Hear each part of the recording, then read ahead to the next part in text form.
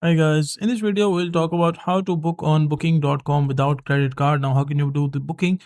First of all, enter the city, enter the check-in, check-out dates and the rooms that you required as well. Just click on search. Let me just check in the dates as well. Let's say I need this dates and number 5 else 2, done. Click on search.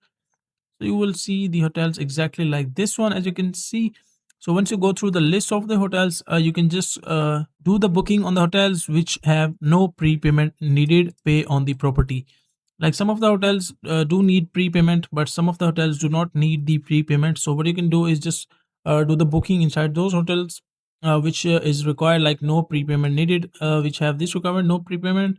So you can just easily open them and do your like booking there. Let's say scroll down, no premium prepayment. As you can see, this one needs the prepayment, no prepayment, and this one needs the prepayment.